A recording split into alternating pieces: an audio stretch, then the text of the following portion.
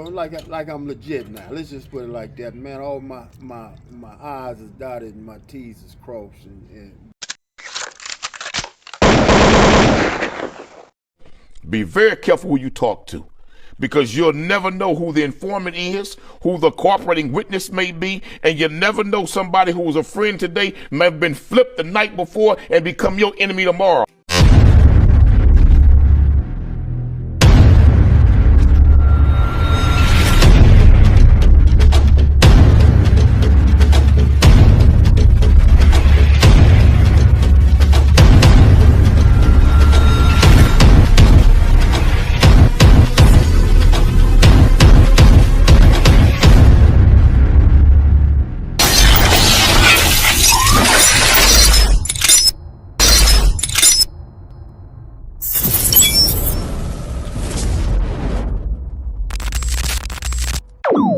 About humanity, putting truth in these lies, while they busy feeding lies. When you got that tunnel vision, gotta open up your eyes. Wake up and go to sleep. Man, I'm praying all times. And to my guys, ain't no other side. This for my brothers, I'ma pray we all shine. Lock the door. Go ahead, lock the door. Lock the door. Go ahead, lock the door. Yeah, you already know.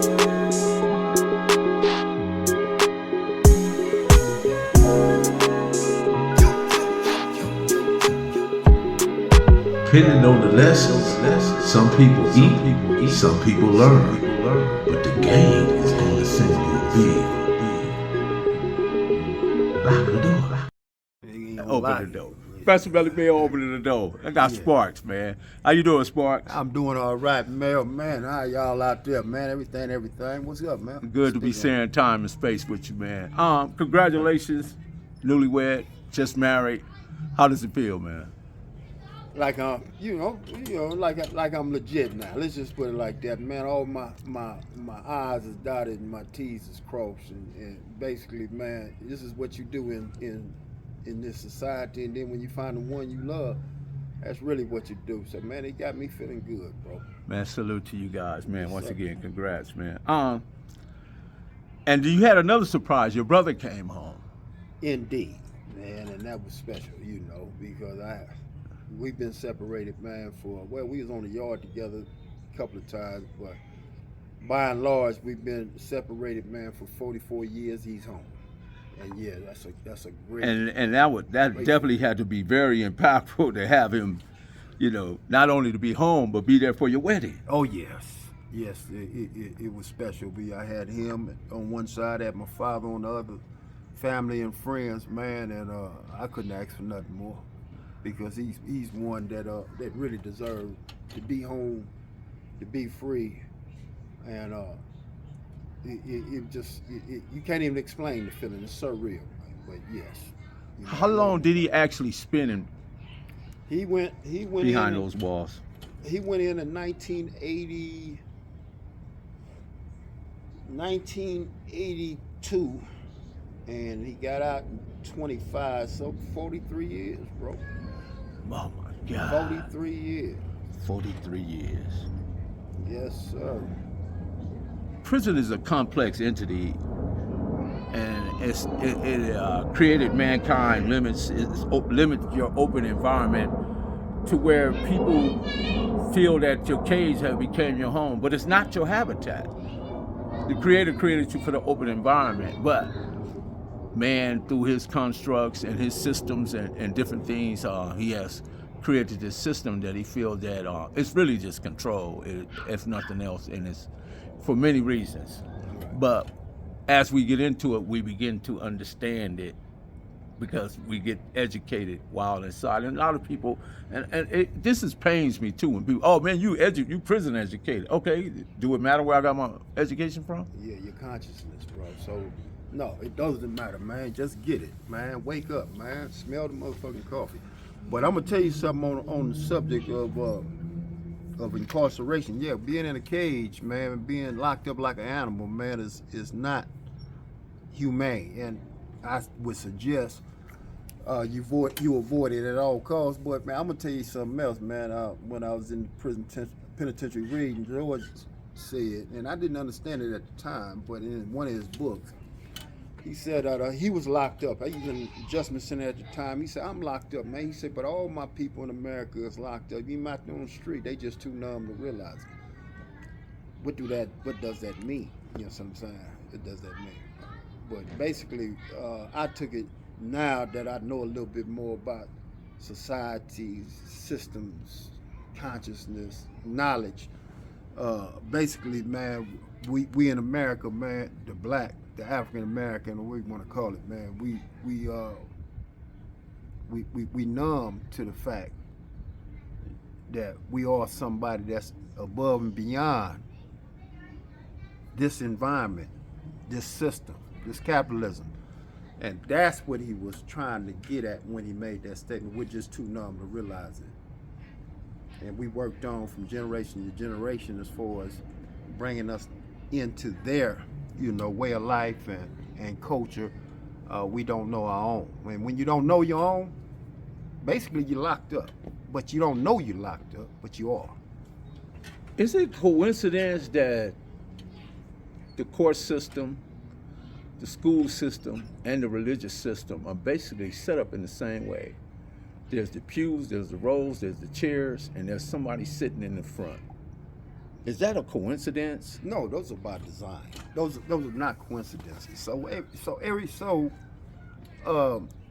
Social scientists, man, is piece and parcel to government systems and control of people, and they incorporate everything from what you read and study to what you worship, and all the surrounding architecture has a meaning to everything they teach, and to impress upon you an impression that's lasting and keeps you formulated in a way that they want you to be formulated. That's it, bro. So no, it's not a coincidence. Trust me, it's not. You know what I mean? Let's dive in, man. During the 60s, 50s, 60s civil rights movement, right? Right. We fought hard. Marched, whipped, water hose, dogs unleashed, people brutalized on the Edmund Pettus Bridge, Alabama, Mississippi, Arkansas, right. Other southern states. We saw this, right? There were individual groups that said their fight is not my battle. I do not wish to ally with the black man. They said that then. Right. So if we bring it up to present time, to what we're going through now, what posture should black men have? So all oppression is oppression. You know what I'm saying? By any other name. But there's certain kinds of pressures put on certain segments to create a separation in the struggle. All that protest you see out there today, you know what I'm saying? That sometimes it get things done, it get changed gradually, it come about. We, the African Americans, is the forefront of mass protest, period. We don't want, period. You know what I'm saying? Somebody might be a historian out there and say, oh no, what about Gandhi and all that? You know what I mean? Out in India, you know what I'm saying? But no, ours was a little bit more intense, a little bit more, what should I say, soulful. It came from a place of pure determination, and it was one dedicated to raising a people up out of something that most people don't even know they're in. But yes, ours was different. So black people's is different from Mexican Americans or immigrants and all that. And believe me, yeah, we got brothers that is in that struggle and with that.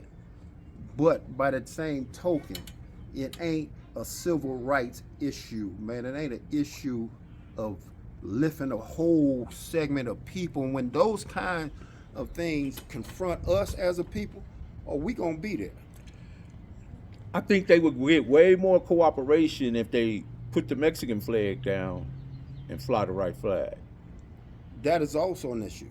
You know what I'm saying? That is also You an can't issue. bring a foreign fan to a sovereign land and expect to get whatever you're looking for, justice or treated fairly or remain here. We know you've been here 30, 40, you've been here years. And whether it's Democratic Party, Republican Party, all of them have allowed you to get to this place now. For them to come and just this train wreck it at just one big old show, I don't know how that's going to work out, but what I see is that they're going down a rabbit hole, and never has a sitting president enacted Marines. Marines are not trained to police, have conversation, ask you to move here, move there. They're trained to do one thing, and that's to kill. That's it. So if you don't recognize that and you're still acting or perpetrating whatever your issues is in the public's eye and you want everybody to be a part of that, I think it's going to end badly if you keep down that road. What's your thoughts? Well, it's not going to end good for either side, period. I mean, historically, I think the narrative will be on the side of the oppressed, but in context of today, I believe you got a president up there that's very willing to murder, Absolutely. to oppress, Absolutely. and to manipulate in a way that's detrimental to the Mexican American and the Spanish people as a whole, and by extension, we next. I don't have no doubt in my mind about that. So let's play, let's pay close attention to what's happening as a people. I mean, yes, having a flag out there, the optics of that is not good as far as bringing more people to the table. A collective. Of collective to the table. You're trying to put together a mass coalition. A mass coalition can't get behind another sovereign nation called Mexico. You see what I'm saying? It's not going to happen. So optically, I mean, we understand what's happening. I mean, have pride, and you should, because I have pride in that red, that black, and that green flag. Sometimes yellow, but yes. But if you're gonna bring a coalition together, you got to surround it around a universal symbol, and it can't just be the Mexican symbol. It's got to be something that we all can gravitate towards. But we all understand the oppression, and we as a people understand it better than most. Not only are we living under it today, but we've been suffering under it since we've been in this land. Police brutality being enacted since 1619. Yes. Day one. Yes. And part of why we have so many police is because of slavery, colonization. And we got to remember that slavery was legal, colonization was legal, apartheid was legal, Jim Crow was legal. And it's still legal in this nation. In some parts of this nation, as a black man, you can't become part of some clubs. You go to some golf courses, you cannot, it's legal for them to keep you out based on membership that you don't qualify for. So it goes on right now to this day. You see what I'm saying? Now, if we was to do that on our account, make something that was a country club and it was just for me and you, Melly, they'd kick the door down. I don't even think they'd kick it, they'd blow the door up. We done tried that here. Yes. But it goes on right now to this day. And I don't, I know a lot of people love this country, and what it stands for, and how it's moving about, in this oppression around the world. But me, myself, I think we can do better. I absolutely agree. With that being said, Professor Mel Sparks, lock the door. Lock the door, man. Let's lock it on that. Cali Miners, baby. Proof of grind all the time. Music money. Got a dollar sign. Hub City. I'm a street nigga. Streets fuck with me. I'ma keep pushing products till the fans get me. It's guap off top. Diamond Cartier. That nigga Wall won't give a broke bitch the time of day. They see me climb.